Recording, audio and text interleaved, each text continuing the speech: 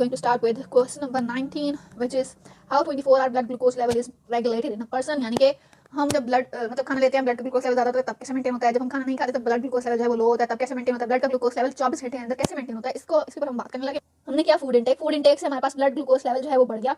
Blood glucose level बढ़ा तो हमारे पास पेंक्रियाज से इंसुलिन का रिलीज हुआ। हाई ब्लड ग्लूकोज लेवल से पेंक्रियाज आइलेट ऑफ पेंक्रियाज से इंसुलिन रिलीज हुआ।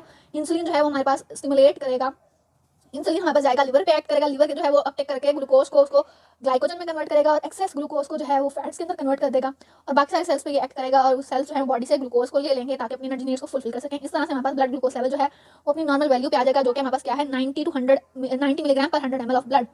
इसके बाद जब फास्टिंग की कंडीशन में होंगे तो ब्लड ग्लूकोज लेवल होगा decrease, blood glucose level decrease होगा तो blood glucose level low blood glucose level detect होगा by the islet of Langerhans. वहां से हमारे पास ग्लूकागॉन रिलीजिंग सेल जो है वो ग्लूकागॉन रिलीज करेंगे, ग्लूकागॉन लिवर के पास जाएगा, उसके अंदर से जो ग्लाइकोजन के स्टोर्स हैं उनको तोड़ेगा और ब्लड के अंदर ग्लूकोज को रिलीज करेगा। दूसरा फैट सेल के ऊपर एक्ट करेगा ग्लूकागॉन और फैट सेल के अंदर से हमारे पास ग्लूकोज को फ्री फैटी एसिड्स को निकालेगा ताकि और ग्लिसरॉल को निकालेगा ताकि उससे ग्लूकोज बन सके। फैट सेल वाला यहाँ पे डिस्कस नहीं किया तो हम भी डिस्कस नहीं करेंगे। Next question is enumerate specific effect of TSH on thyroid gland. TSH जो है वो थायराइड ग्लैंड पे कैसे एक्ट करा रहा है। जो हमारे पास टीएसएच है यानी कि थायराइड स्टिमुलेटिंग हार्मोन है, ये हमारे पास थायराइड ग्लैंड में इसने काम क्या करना है, थायरॉक्सिन हार्मोन जो T3 T4 रिलीज है उनको बढ़ाना है। कैसे बढ़ाएगा? नंबर 1 सोडियम आयोडाइड इंपोर्टर जो कि आयोडाइड ट्रैपिंग के अंदर इन्वॉल्व था उसकी एक्टिविटी को बढ़ाएगा। दूसरा ये हमारे पास स्टिमुलेट कराएगा आयोडीनेशन ऑफ थायरोग्लोबुलिन और हमारे पास T3 T4 बनाएगा।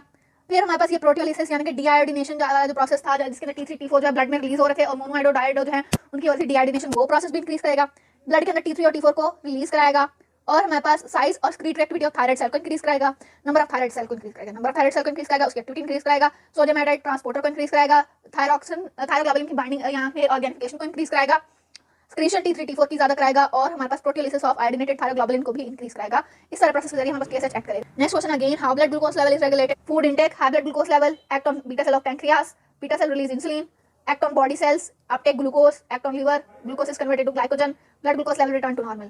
When in fasting, blood glucose level falls, islet of pancreas, islet of Langerhans on pancreas stimulate glucagon release, act on liver, glycogen breakdown, and glucose level becomes normal. Again, the same question, specific effect of thyroid stimulating hormone, increase proteolysis of the thyroid globulin, iodide pump की activity को बढ़ाता है, iodination of tyrosine को बढ़ाता है, activity और size को बढ़ाता है, नंबर ऑफ सेल्स को बढ़ाता है। इस तरह से हमारे पास टीएसएच जो है वो secretory activity of thyroid gland को बढ़ाता है। Next question is 18 year old girl brought to medical OPD के अंदर हमने उसको लेके आए, उसके हमारे पास इनलार्ज मैस था नेक के फ्रंट पे यानी कि ग्वाइटर हुआ था।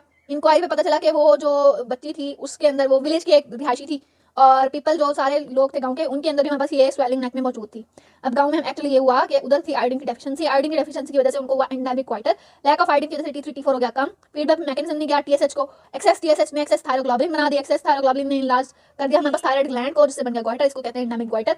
इफेक्ट क्या होते हैं हाइपोथायरॉयडिज्म के, मेंस्ट्रुअल साइकिल के पहले ग्रेट सेंसिटिविटी, हाइपोथायरॉयडिज्म के इफेक्ट्स क्या होते हैं? हाइपोथायरॉयडिज्म से कॉन्स्टिपेशन होती है, डिप्रेशन होती है, ड्राई हेयर और hair loss, dry skin, fatigue, great sensitivity to cold, slow heart rate, goiter और unexplained weight gain और carpal tunnel syndrome, ये सारे फीचर्स आएंगे हाइपोथायरॉयडिज्म में। और स्लीपीनेस, बहुत ज्यादा नींद आएगी। Name the type of oedema develops in hypothyroid patient, तो वो होता है हमारे पास मीजोएडिमा हमारे पास आइस के नीचे जो है एडिमा डेवलप होता है। अ 12 year boy retarded growth, physician के पास लेके गए, ये हमने पहले भी क्वेश्चन किया। उस बच्चे को है हमारे पास डॉर्फिज्म क्योंकि वो 12 साल से 5-6 साल का लग रहा है, तो हमारे पास डॉर्फिज्म की दो टाइप होती है, फ्रीक्वेंट पिग्मी, लेवल और ऑन। इंपॉर्टेंट फीचर्स हमने बताने हैं क्रेटिनिज्म में माइलस्टोन डिलेड होंगे, स्केलेटन की ग्रोथ स्टंटेड होगी, short club fingers, deformed bones and teeth, skeletal growth जो है वो मोर इंपेयर होगी then the soft tissues, child की अपीयरेंस कैसे होगी, ओबीस स्टॉकी, उसके हमारे पास रफ ड्राई रिंकल्ड हेयर होंगे, फेस जो है वो इडियाटिक लुक हो गया, पार्टेड लिप्स होंगे, उसके अलावा हमारे पास टंग लार्ज प्रोट्रूडेड होगी और वो इतनी लार्ज होगी कि हमारे पास स्वेलिंग और रेस्पिरेशन में प्रॉब्लम करेगी।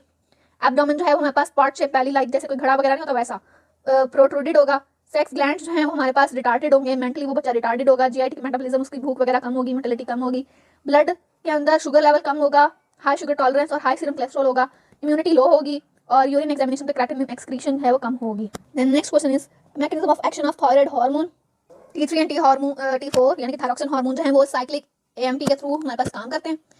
T4 जो है उसको ज़्यादातर T3 के अंदर कन्वर्ट कर दिया जाता है क्योंकि इसकी जो है एक्टिविटी ज़्यादा होती है देन T4। ये हमारे पास डीएनए के ऊपर जाते हैं, वहाँ पे होते हैं रेटिनॉइड एक्स रिसेप्टर, वहाँ पे जाके बाइंड कर जाते हैं थायराइड हार्मोन और वहाँ पे होता है थायराइड जो रिसेप्टर होता है हार्मोन रिसेप्टर कॉम्प्लेक्स बनके फिर ये मैसेंजर आरएनए की ट्रांसलेशन और ट्रांसक्रिप्शन बढ़ा देते हैं जिससे फंक्शनल प्रोडक्ट और टारगेट सेल जो है वो बनना स्टार्ट हो जाते हैं। Next question is action of glucagon. Glucagon हमारे पास ग्लाइकोजिनोलाइसिस यानी कि ग्लाइकोजन की ब्रेकडाउन करके ब्लड के अंदर ग्लूकोज का लेवल बढ़ाता है और ग्लूकोनियोजेनेसिस कराता है, ब्लड के अंदर ग्लूकोज की कंसंट्रेशन को इंक्रीज कराता है।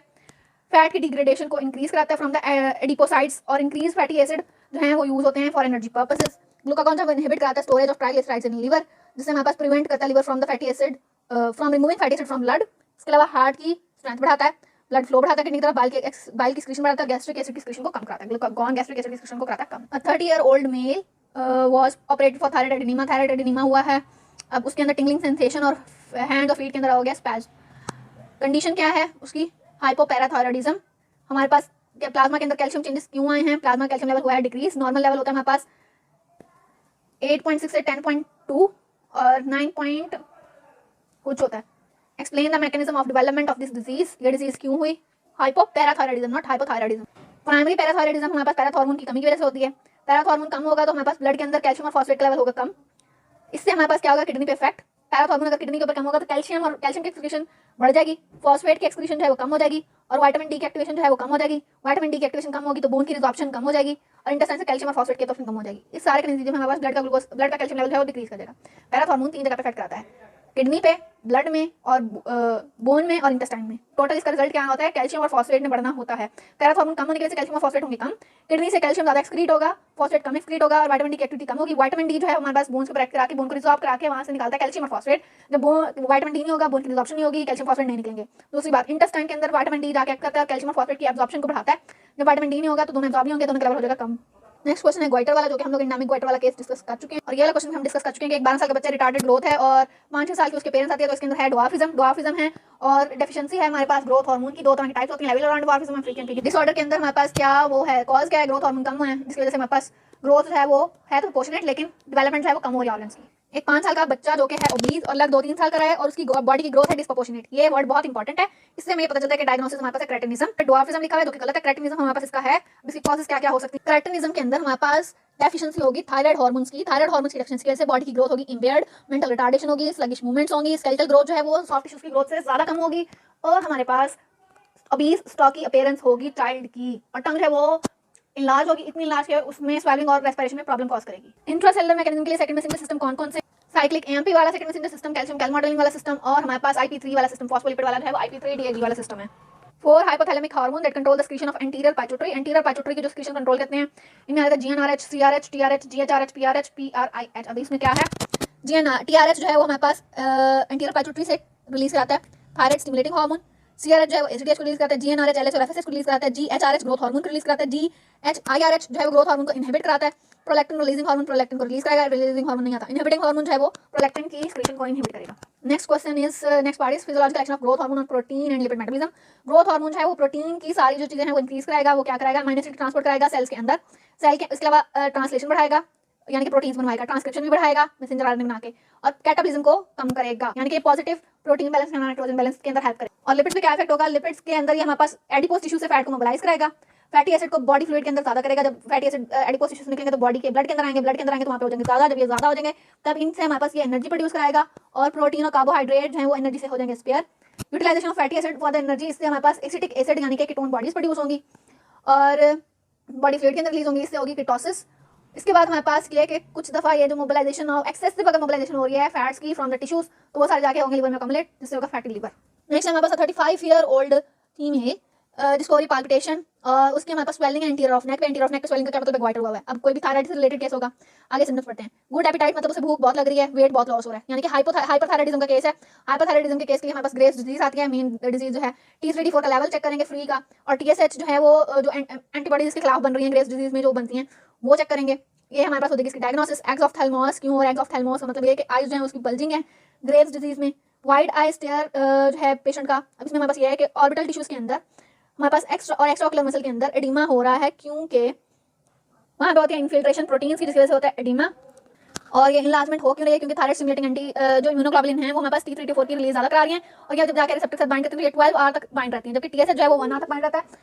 इस वजह से होगी उसकी थायराइड की स्वेलिंग, थायराइड एडिनोमा। इसके बाद हमारे पास एल्डोस्टेरोन एस्केप का मैकेनिज्म, इसमें हमारे पास ये हो रहा है कि जब हमारे पास एक्सेसिव मिनरलोकॉर्टिकॉइड्स की सिक्रीशन हो रही है या एल्डोस्टेरोन की सिक्रीशन हो रही है तो हमारे पास सोडियम और वाटर जो रिटेनिंग इफेक्ट्स हैं वो बजाय होने के प्रेशर नाइट्रियूरेसिस और डायूरेसिस होगी, यानी कि सोडियम की बॉडी से एक्सीड होगा, वाटर भी, इसको हम कहेंगे एल्डोस्टेरोन एस्केप।